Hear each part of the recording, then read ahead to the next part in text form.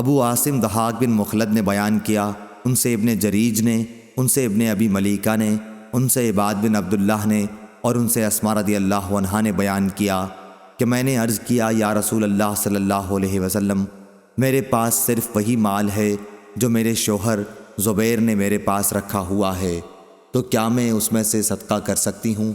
آپ نے فرمایا، صدقہ کرو، جوڑ کے نہ رکھو، کہیں تم سے بھی اللہ کی طرف سے نہ روک لیا جائے۔ صحیح بخاری حدیث نمبر 2590۔ ہشام بن عروہ نے بیان کیا، ان سے فاطمہ بنت منذر نے اور ان سے اسماء بنت ابی بکر رضی اللہ عنہا نے کہ رسول اللہ صلی اللہ علیہ وسلم نے فرمایا، خرچ کیا کر، گنا نہ کر، تاکہ تمہیں بھی گن کے نہ ملے، اور جوڑ کے نہ رکھو تاکہ تم سے بھی اللہ تعالیٰ اپنی نعمتوں کو نہ چھپا لے۔ صحیح بخاری حدیث نمبر 2591۔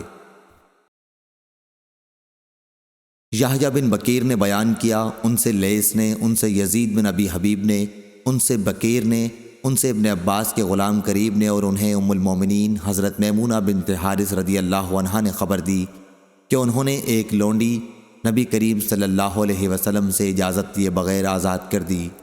پھر جس دن نبی کریم صلی اللہ علیہ وسلم کی باری آپ کے گھر آنے کی تھی، انہوں نے خدمت نبوی میں عرض کیا، یا رسول اللہ صلی اللہ علیہ وسلم، آپ کو معلوم بھی ہوا میں نے ایک لونڈی آزاد کر دی ہے۔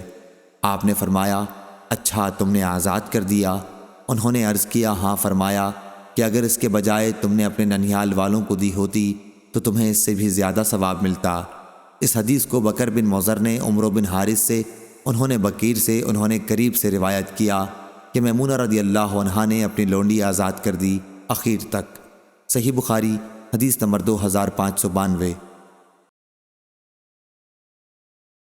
یونس نے خبر دی زاہری سے، وہ عروہ سے، اور ان سے حضرت عائشہ رضی اللہ عنہا نے بیان کیا کہ رسول اللہ صلی اللہ علیہ وسلم جب سفر کا ارادہ کرتے تو اپنی ازواج کے لیے قرآن اندازی کرتے، اور جن کا حصہ نکل آتا انہی کو اپنے ساتھ لے جاتے۔ آپ صلی اللہ علیہ وسلم کا یہ بھی طریقہ تھا کہ اپنے تمام ازواج کے لیے ایک ایک دن اور رات کی باری مقرر کر دی تھی، البتہ آخر میں سودا بنت زمعہ رضی اللہ عنہا نے اپنی باری عائشہ رضی اللہ عنہا کو دے دی تھی۔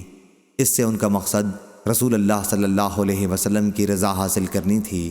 صحیح بخاری حدیث نمبر 2593۔